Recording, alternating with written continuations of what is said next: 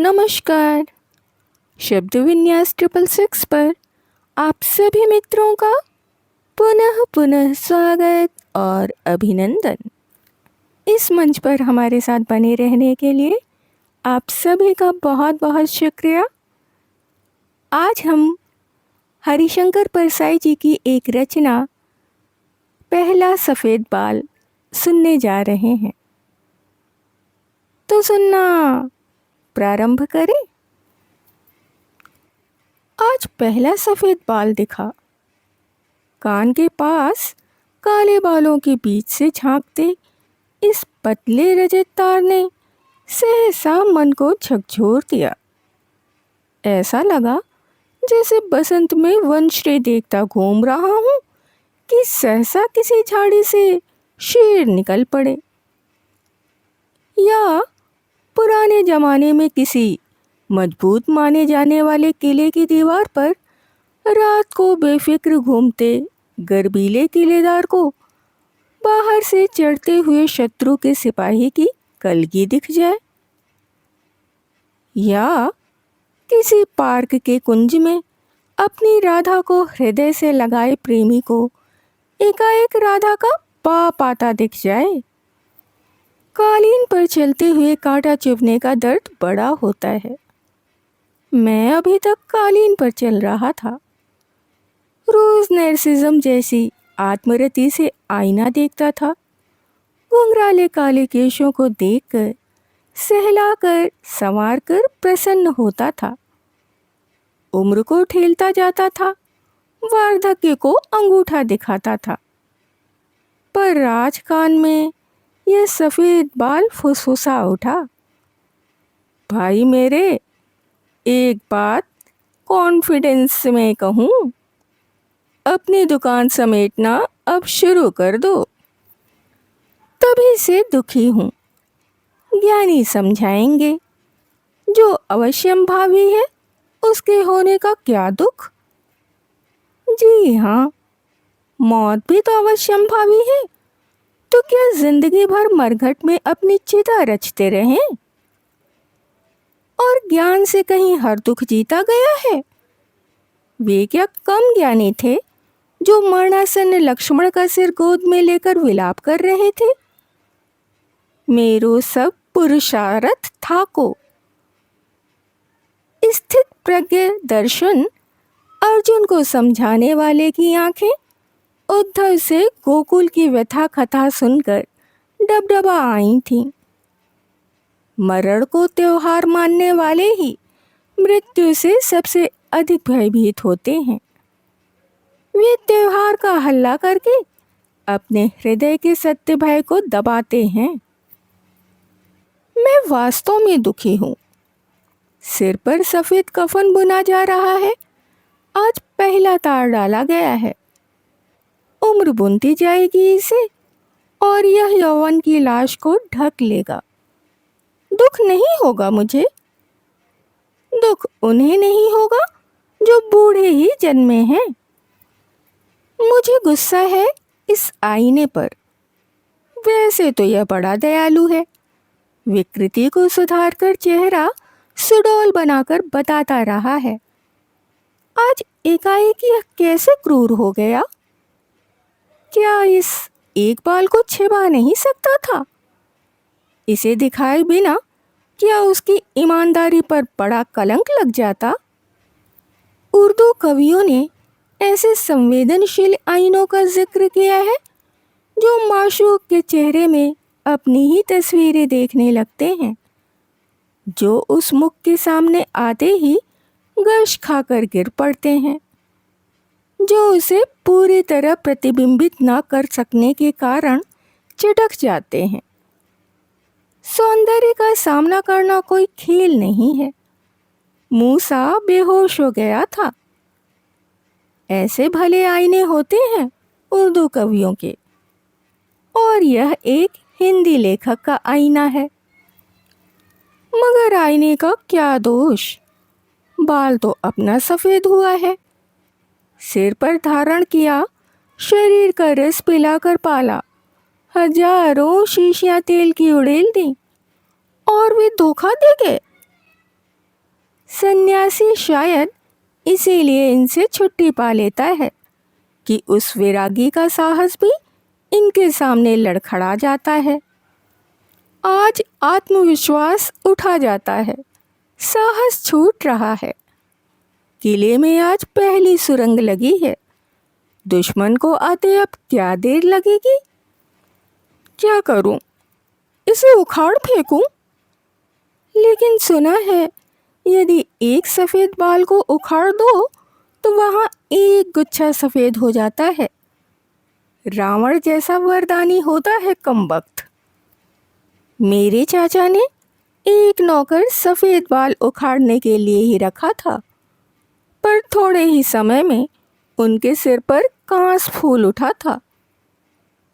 एक तिल बड़ा मन राखन हो गया है। कहते हैं उससे बाल काले हो जाते हैं।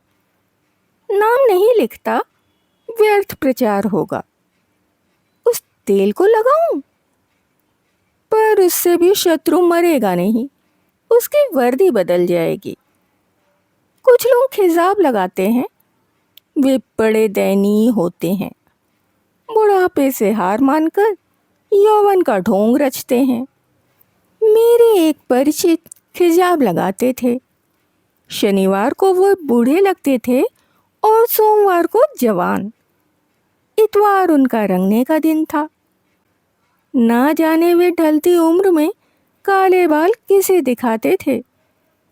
शायद तीसरे विवाह की पत्नी को, पर वह उन्हें बाल रंगते देखती तो होगी ही। और क्या स्त्री को केवल काले बाल दिखाने से यौवन का भ्रम उत्पन्न किया जा सकता है? नहीं, यह सब नहीं होगा। शत्रु को सिर पर बिठाए रखना पड़ेगा। जानता हूं वह धीरे धीरे सब वफादार बालों को अपनी ओर मिला लेगा। याद आती है मेरे समान धर्मा कवि केशवदास की, जिसे चंद्रवदन मृगलोचनी ने बाबा कह दिया तो वह बालों पर बरस पड़ा था। हे मेरे पूर्वज, दुखी रसिक कवि, तेरे मन की ऐंठन मैं अब बखूबी समझ सकता हूँ। मैं चला आ रहा हूँ तेरे पीछे। मुझे बाबा तो नहीं, पर दादा कहने लगी है। बस थोड़ा ही फासला है। मन बहुत विचलित है। आत्मरति के अतिरेक का फल नैर्सिज्म ने भोगा था, मुझे भी भोगना पड़ेगा। मुझे एक अन्य कारण से डर है। मैंने देखा है सफ़ेद बाल के आते ही आदमी हिसाब लगाने लगता है कि अब तक क्या पाया, आगे क्या करना है और भविष्य के लिए क्या संचय किया। हिसाब लगाना अच्छा नहीं होता। इससे जिंदगी में वणिक वृत्ति आती है और जिस दिशा से कुछ मिलता है आदमी उस दिशा में सिजदा करता है। बड़े बड़े हीरो धाराशायी होते हैं, बड़ी बड़ी देव प्रतिमाएं खंडित होती हैं। राजनीति, साहित्य, जनसेवा के क्षेत्र की कितनी महिमा मंडित मूर्तियां इन आँखों ने टूटते देखी है, कितनी आस्थाएं भंग होते देखी हैं। बड़ी खतरनाक उम्र है यह। बड़े समझौते होते हैं सफ़ेद बालों के मौसम में। यह सुलह का झंडा सिर पर लहराने लगा है। यह घोषणा कर रहा है, अब तक के शत्रुओं, मैंने हथियार डाल दिए हैं, आओ संधि कर लें। तो क्या संधि होगी उनसे जिनसे संघर्ष होता रहा? समझौता होगा उससे जिसे गलत मानता रहा?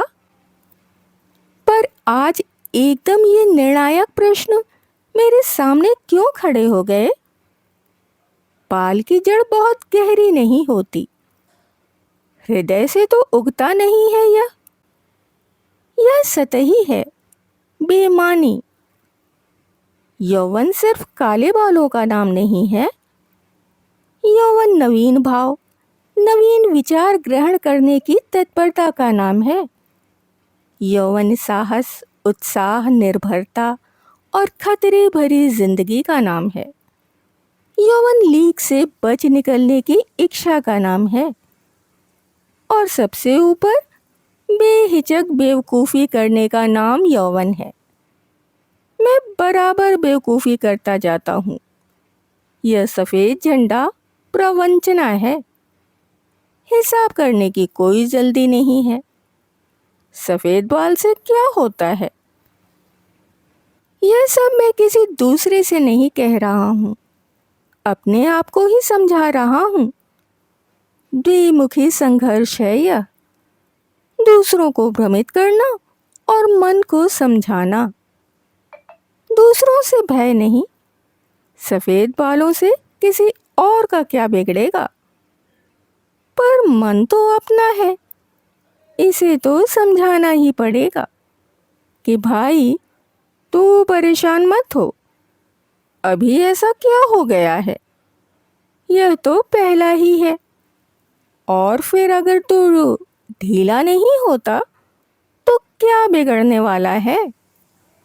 पहले सफ़ेद बाल का दिखना एक पर्व है। दशरथ को कान के पास सफ़ेद बाल दिखे तो उन्होंने राम को राजगद्दी देने का संकल्प किया। उनके 4 पुत्र थे, उन्हें देने का सुविधा था। मैं किसे सौंपूं? कोई कंधा मेरे सामने नहीं है जिस पर यह गौरव मैं भार रख सकूं। किस पुत्र को सौंपूं? मेरे एक मित्र के 3 पुत्र हैं। सवेरे यह मेरा दशरथ अपने कुमारों को चुल्लू चुल्लू पानी मिला दूध बांटता है। इनके कंधे ही नहीं हैं, भार कहाँ रखेंगे? बड़े आदमियों के 2 तरह के पुत्र होते हैं।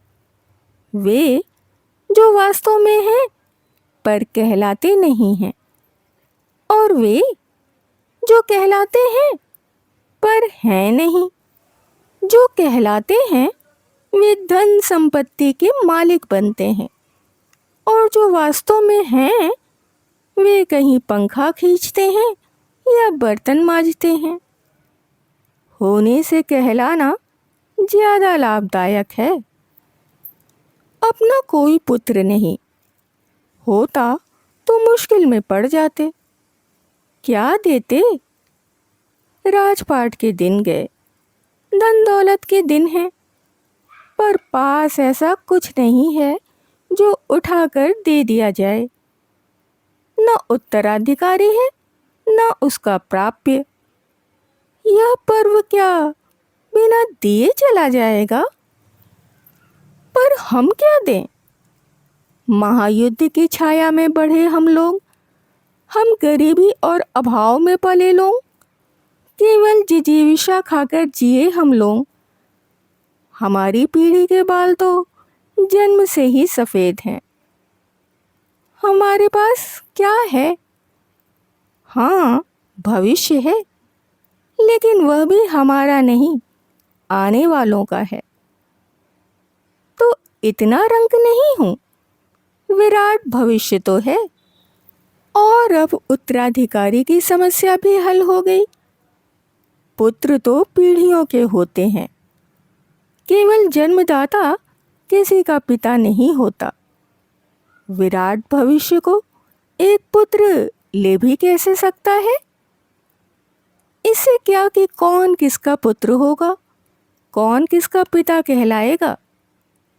मेरी पीढ़ी के समस्त पुत्रों, मैं तुम्हें वह भविष्य ही देता हूँ।